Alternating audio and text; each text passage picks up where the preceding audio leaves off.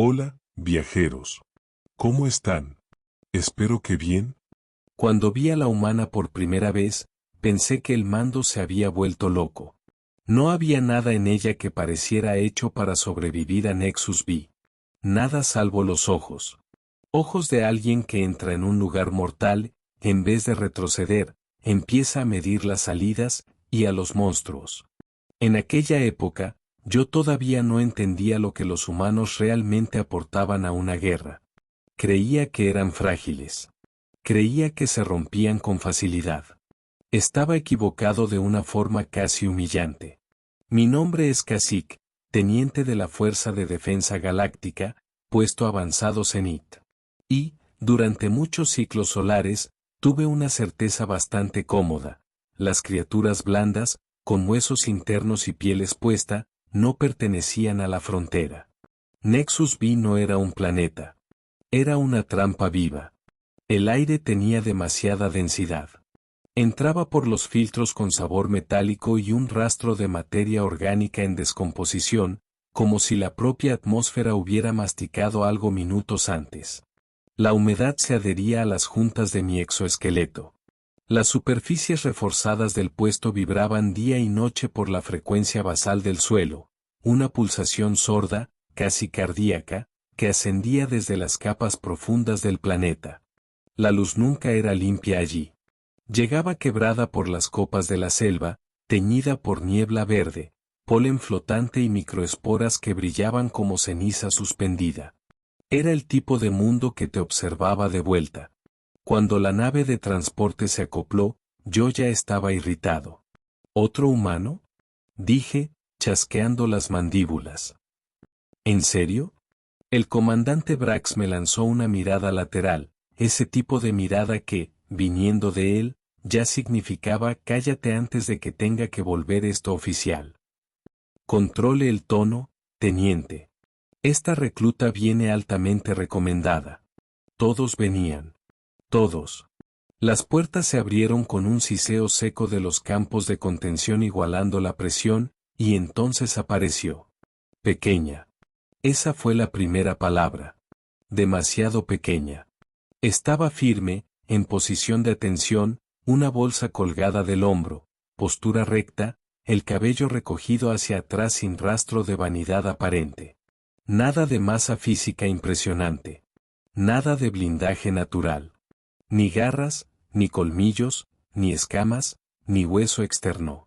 Un cuerpo que, a mis ojos, parecía ensamblado a las apuradas por una biología distraída. Recluta Tessa Morgan, presentándose para el servicio, señor. La voz salió estable. Sin temblor. Sin esfuerzo por parecer valiente. Brax hizo las presentaciones. Cuando llegó mi turno, ella me miró de arriba abajo sin vacilar, lo cual, por sí solo, ya era inusual. La mayoría de los reclutas nuevos necesitaba algunos segundos para acostumbrarse a que 2,5 metros de quitina blindada les devolvieran la mirada. Ahorre las cortesías, recluta, dije. Está aquí para trabajar, no para hacer amigos. Ella respondió con un simple. Sí, señor. Sin ironía. Sin exceso de sumisión. Solo registro. Eso me irritó un poco más de lo debido. A la mañana siguiente, llevé a los reclutas a la selva. Era parte de la orientación. Si alguien iba a morir en Nexus B, mejor que aprendiera enseguida por qué. Los estratos de vibración del terreno cambiaban cerca del río, y yo lo sentía en las patas antes incluso de ver el agua. El suelo se volvía más blando, más engañoso, cubierto de raíces húmedas y hongos translúcidos que explotaban en esporas al menor contacto. El olor era peor allí, lodo calentado, sangre vieja, vegetación fermentando bajo 3 capas de sombra. Esto no es una caminata recreativa, gruñí al grupo. Nexus B alberga más de 3,000 especies clasificadas como letales para respiradores de oxígeno. Si son descuidados, algo va a comerse lo suficiente de ustedes como para que el resto tenga que volver en cajas. Nadie respondió. Buena señal. Fue entonces cuando uno de los reclutas divisó movimiento adelante. Un rastreador de espinas juvenil, púrpura iridiscente, deslizándose sobre un tronco húmedo. Antes de que pudiera empezar la explicación completa, la humana habló en voz baja, casi para sí misma. Púrpura significa alimentación reciente. Si estuviera en patrón de caza, el caparazón estaría más cerca del azul verdoso, para mezclarse con la vegetación. Giré la cabeza despacio. Correcto. ¿Cómo lo sabía? Se encogió de hombros, como si fuera obvio. Leí el material de xenobiología antes de llegar.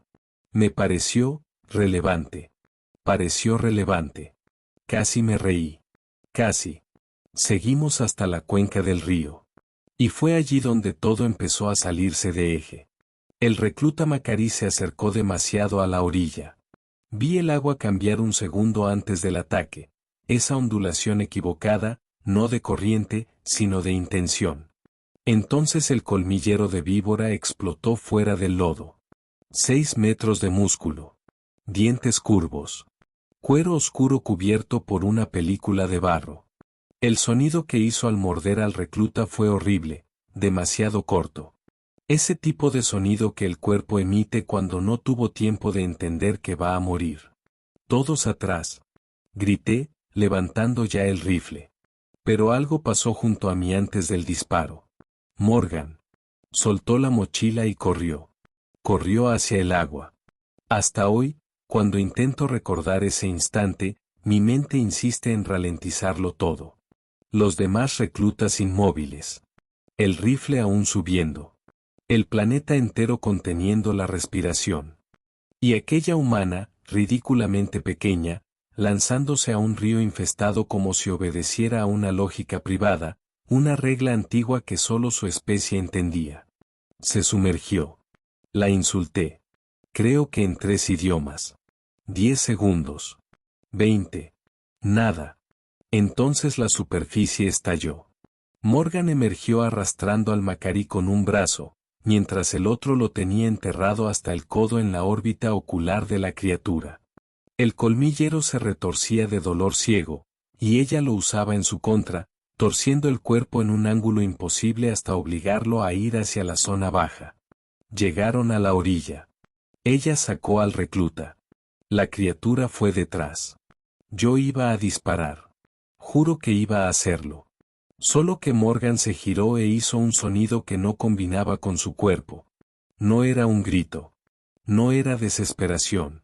Era una descarga cruda, baja, violenta, un rugido que venía de algún lugar muy antiguo de la biología humana. Abrió los brazos para parecer más grande. Dio un paso al frente. Rugió otra vez. Y el depredador vaciló. Vaciló. Aquella cosa que arrancaba miembros a soldados blindados retrocedió ante una hembra humana cubierta de barro y sangre, porque, por alguna razón, no estaba actuando como una presa. La selva quedó inmóvil por un segundo. Luego Morgan se arrodilló junto al herido y dijo, en un tono clínico, controlado. Vendaje de presión. Bolsillo izquierdo. Como si acabara de reorganizar un estante.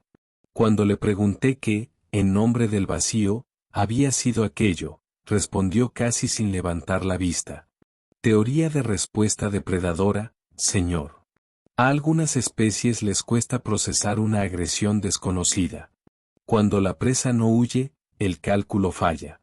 ¿Eso también lo leyó en el informe? Una sombra de sonrisa apareció. No. Eso lo traje de la tierra. Fue la primera grieta en mi arrogancia. La segunda llegó días después. Estaba patrullando con ella cuando oímos el sonido. Un gruñido grave. Vibrando por el suelo antes de tocar el aire. Desgarrador de espinas. Depredador alfa terrestre de Nexus B. 200 kilos de velocidad, garras en forma de hoz, 6 ojos frontales y un temperamento que convertía la emboscada en arte. Incluso entre soldados experimentados, ese nombre cambiaba la respiración. Levanté el rifle. Ella levantó la mano. Espere. Está cojeando. Lo estaba. La pata delantera derecha tocaba el suelo con retraso, mínimo, casi invisible. Yo no lo había visto. Ella sí. Está herido, dijo Morgan. No está cazando. Está advirtiendo. Herido sigue siendo mortal. Ella ya se estaba arrodillando. El recuerdo de eso todavía me incomoda. Porque hubo, en ese momento, un conflicto dentro de mí que no me gusta admitir. Una parte de mí quería tirarla hacia atrás. Otra quería gritar una orden formal. Otra, una parte muy pequeña, quería ver hasta dónde llegaba aquella locura humana. Sacó una ración de la mochila. La dejó en el suelo. Retrocedió. El desgarrador observó. Olfateó. Se acercó. Otro pedazo. Más cerca. Otro más. La postura de la criatura cambió. No se volvió dócil, no insulten a un depredador llamándolo dócil, pero la intención cambió. El ataque salió de la línea de los hombros. La tensión descendió un poco por la espina dorsal.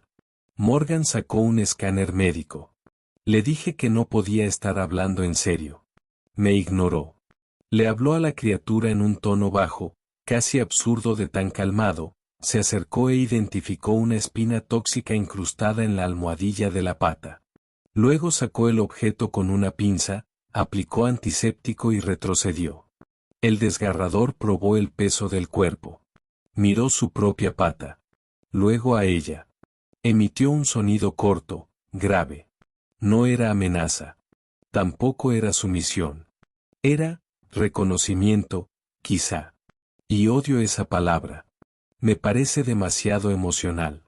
Pero fue eso lo que vi. Aquella noche, yo seguía procesando lo ocurrido cuando las alarmas del puesto abrieron las paredes con un sonido rojo. Brecha perimetral. Corrí al centro de mando. Brax ya estaba delante de la pantalla. Y allí, atravesando nuestras defensas externas con la calma obscena de quien no teme nada, estaba el mismo desgarrador. Pasó junto a los sensores. Ignoró las torretas. Vino directo a los alojamientos. Más específicamente, a la puerta de Morgan. Reunimos un equipo de contención. Cercamos la zona. Armas alzadas. Seguridad en colapso silencioso. La puerta se abrió. Ella salió. Se detuvo. Miró al animal sentado frente al alojamiento como si estuviera viendo una complicación administrativa particularmente irritante. Bien, esto es nuevo. El desgarrador se acercó. Todo el escuadrón siguió el movimiento.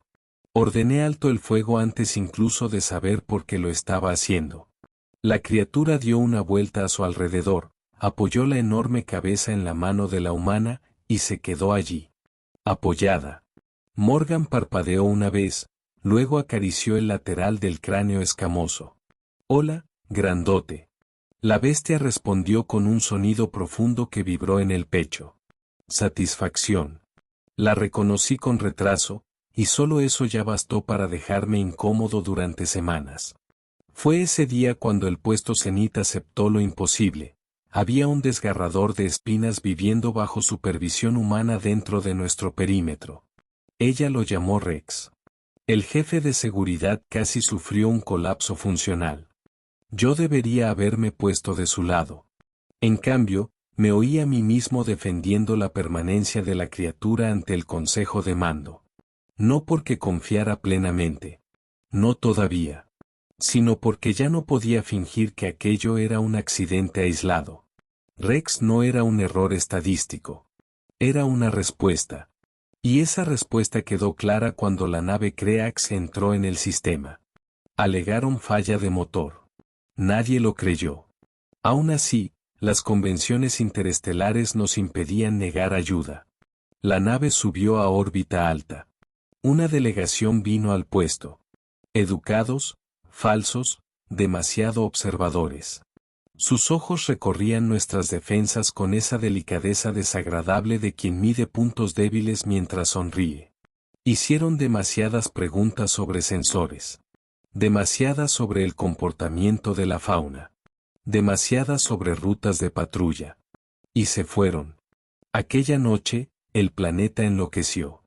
Las alarmas de firmas biológicas empezaron a estallar en todos los sectores al mismo tiempo.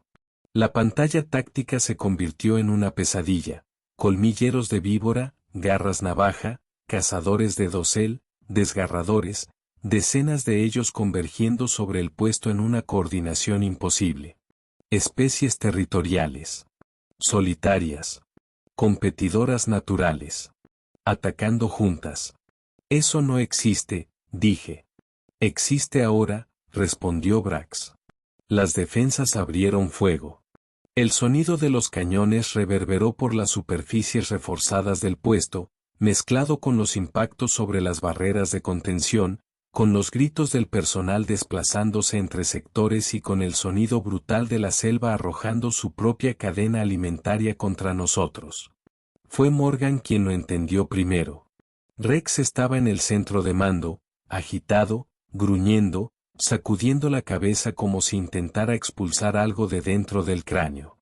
Frecuencia subsónica, dijo ella. La nave Creax está modulando los patrones neurales de la fauna local. Están forzando la agresión. Él está luchando contra eso. Quise preguntar cómo lo sabía. Pero no había tiempo para preguntas inútiles. El oficial de comunicaciones lo confirmó. Si queríamos neutralizar la transmisión, teníamos que acceder al relé de la selva y emitir en una ventana de la misma banda. 3 kilómetros selva adentro. Noche cerrada. Depredadores en frenesí. Yo voy, dijo Morgan. No va sola, respondí antes de pensarlo. Me lanzó una mirada rápida, evaluando. Luego asintió. Salimos por un túnel de mantenimiento.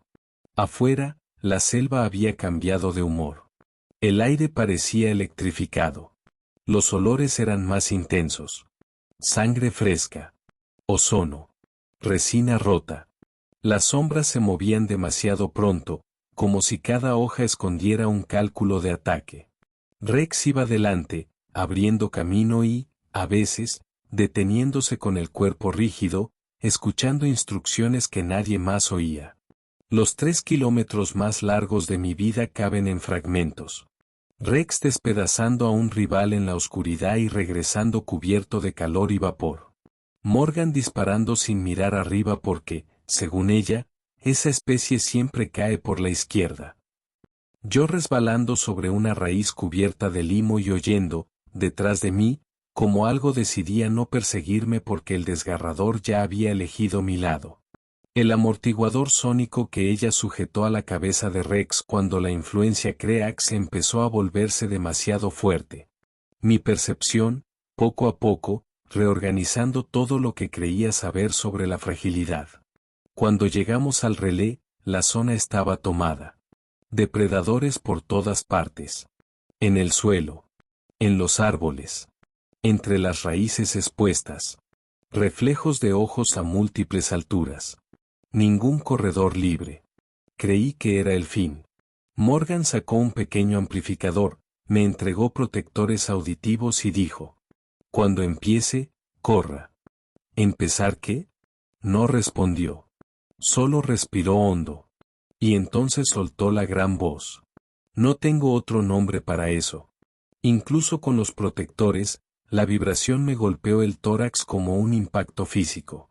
Había capas en la emisión. Frecuencias superpuestas.